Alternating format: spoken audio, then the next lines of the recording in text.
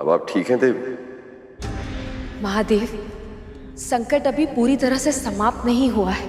देवराज और उसकी सेना अभी भी फंसी हुई है। मुझे संदेह है कि तारकासुर अब और भी अधिक तीव्रता से आक्रमण करेगा।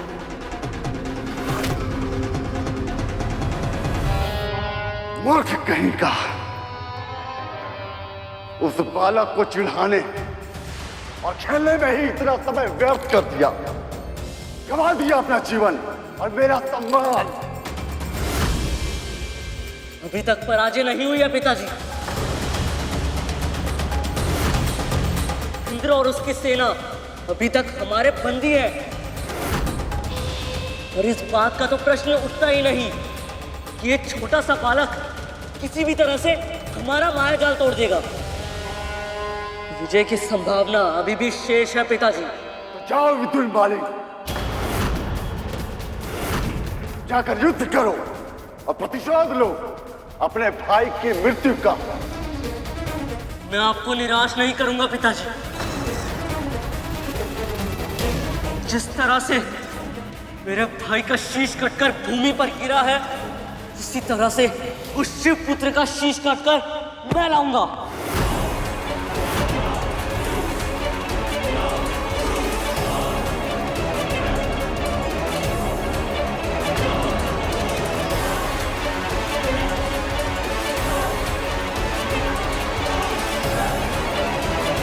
नहीं पुत्र, नहीं, शिव पुत्र से युद्ध मत करो। कहीं ऐसा ना हो पार्वती के स्थान पर मेरी कोप सुनी हो जाए। प्रोत्साहित करने के स्थान पर हतोत्साहित मत करिए माँ। हटो मेरे मार्ग से। स्वामी, ये आपका उत्तराधिकारी है स्वामी। आप इसके प्राणों को संकट में कैसे डाल सकते हैं? जब उसके और मेरे प्राणों में से किसी के प्राणों पर संकट आना ही है, तो उसके प्राण क्या बुरे हैं? तुम्हें तो अनेक पुत्र मिल जाएंगे, पर पति परमेश्वर तो बस एक ही होता है ना।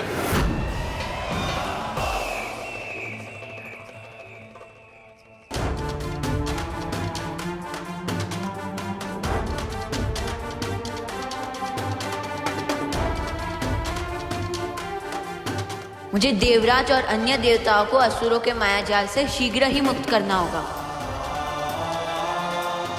अब हम क्या करें सेनापति? सेना के बिना तारकासुर से युद्ध कैसे करेंगे हम? हमें भाग जाना चाहिए सेनापति।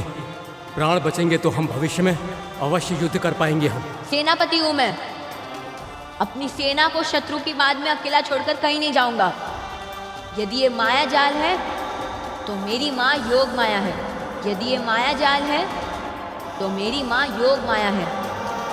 सब कुछ उन्हीं का रचा हुआ है। अब वही हमारी सहायता करेगी। देखा, देखा कितना भयभीत है ये।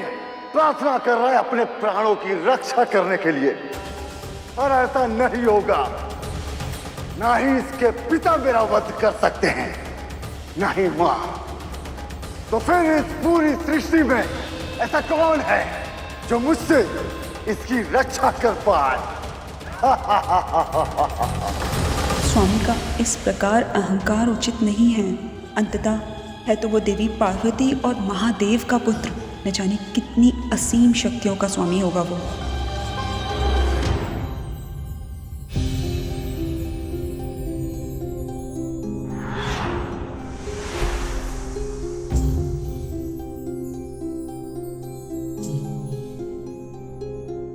माँ, मुझे कोई आभास तक नहीं है कि मैं असुरों के इस महाभीषण मायाजाल को कैसे तोड़ूं, कैसे रक्षा करूं मेरे सेना की। किसी भी माया जाल की आत्मा क्या होती है पुत्र, जानते हो? कल्पना की शक्ति। कल्पना से ही माया मूर्त रूप लेती है और उसी से दृढ़ होती है।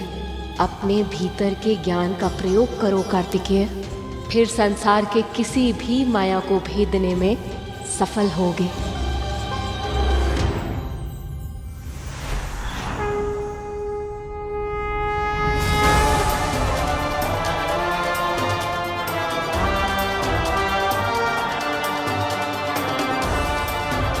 मुझे इस माया जाल को तोड़ना ही होगा।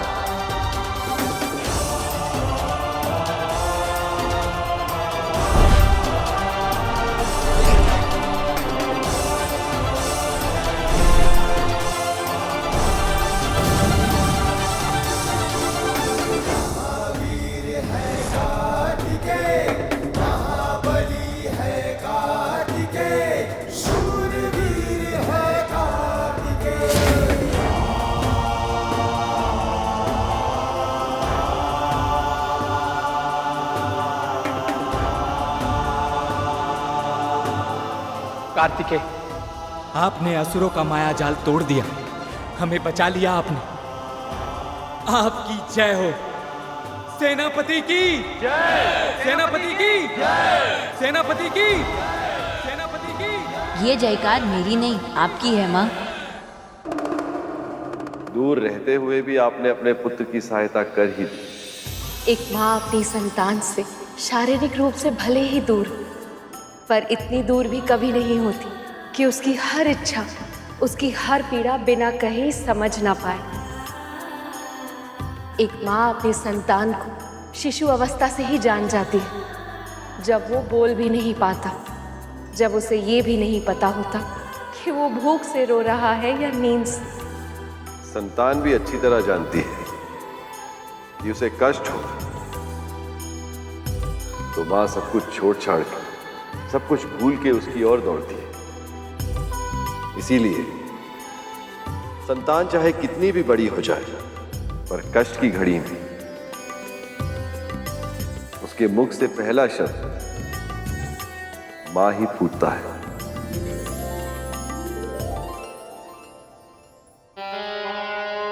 कैसे कैसे तोड़ा गया ये माया जाल? कैसे? अब तो आपको विश्वास हो गया स्वामी, ये कोई साधारण बालक नहीं है। मैंने आपसे पहले ही कहा था, शस्त्रों का गिरना अशुभ संकेत है। मूर्ख स्त्री, अशुभ तो तू है, तू।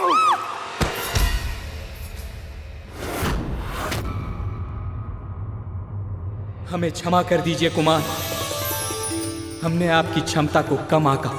हाँ कुमार, हम जानते थे कि आप तारकासुर का वध करने में सक्षम हैं, फिर भी हमने आपकी योग्यता पे विश्वास नहीं किया। हमें क्षमा कर दीजिए।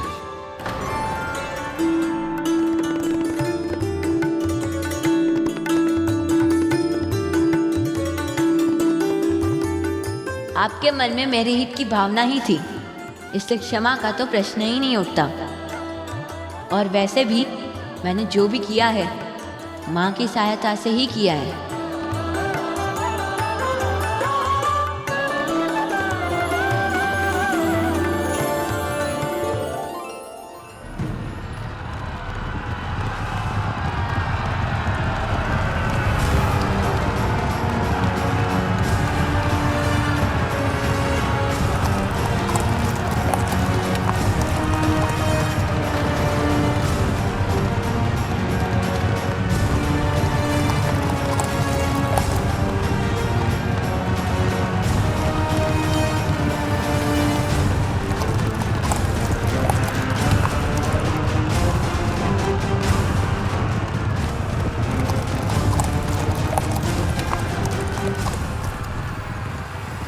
जो भूल मैंने पहले की थी वो अब नहीं करेंगे कुमार। इस युद्ध का नेतृत्व आप कीजिए।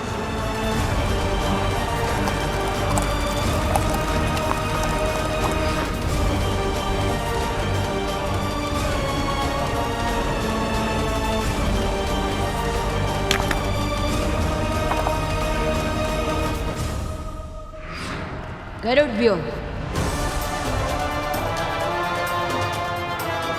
गरुड़ व्यूह की रचना करो।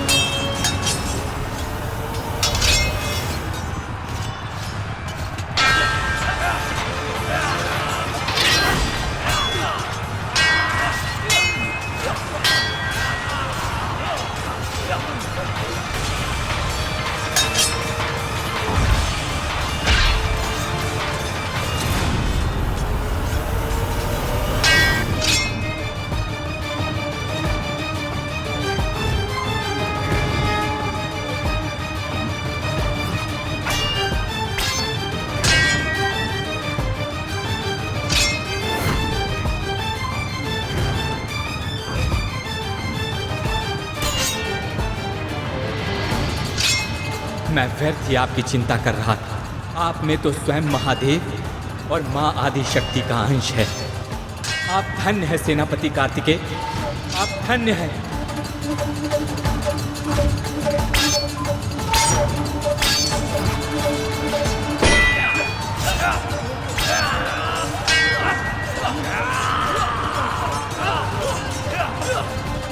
जिसे स्वयं शक्ति ने प्रशिक्षण दिया, उसका इतनी वीरता से युद्ध करना तो स्वाभाविक ही है।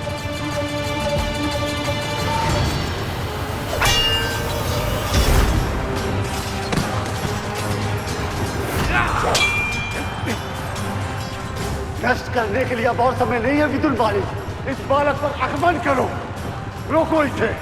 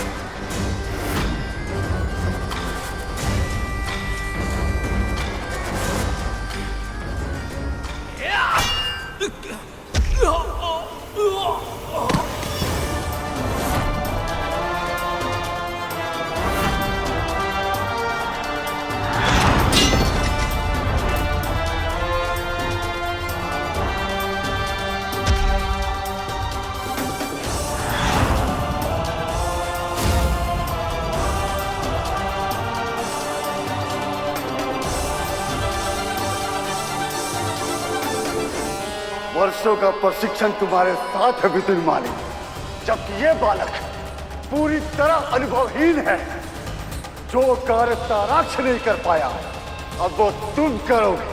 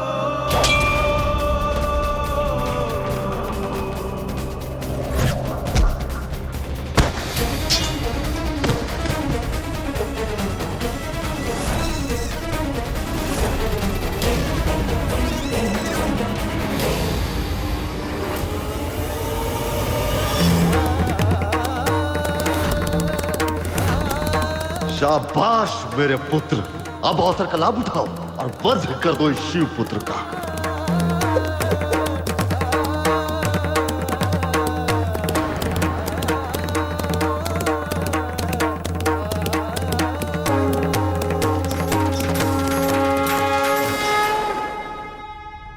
देवी, केवल गिर जाने से हार नहीं होती, उसे स्वयं ही उठने दीजिए।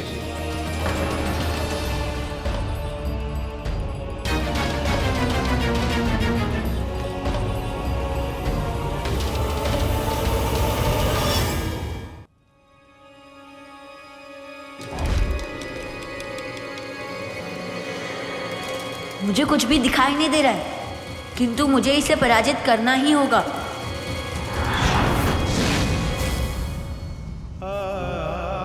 पराजय मन में हार मानने से ही होती है पुत्र।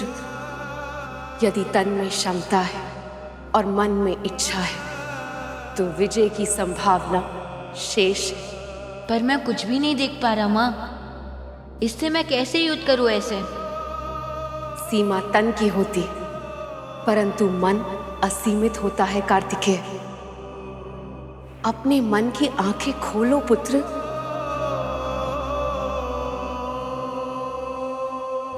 अपने मन की आंखें खोलो पुत्र।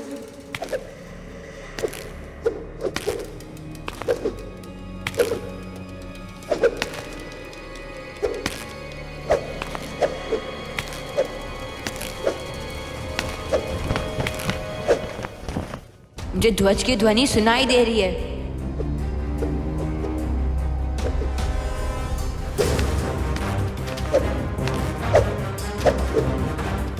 मैं अपने शत्रु के पैरों की ध्वनि सुन पा रहा हूं और वो तीव्र गति से तलवार चला रहा है।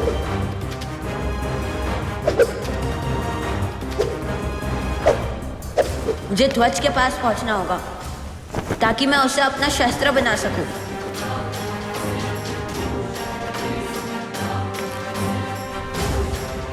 और ध्वज जो अपने शत्रु के विरुद्ध उपयोग कर सकूं।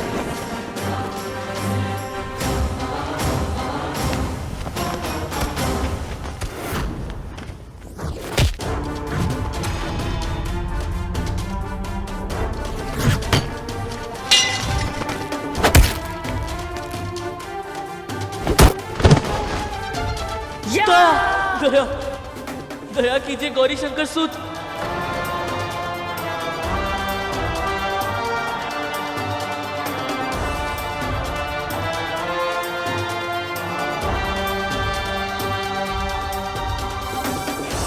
मुझे जीवन दान दे दीजिए।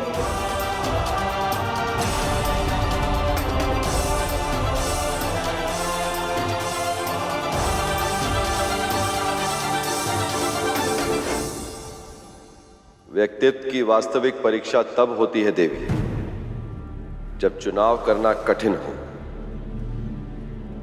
इसे स्वयं निर्णय लेने दीजिए।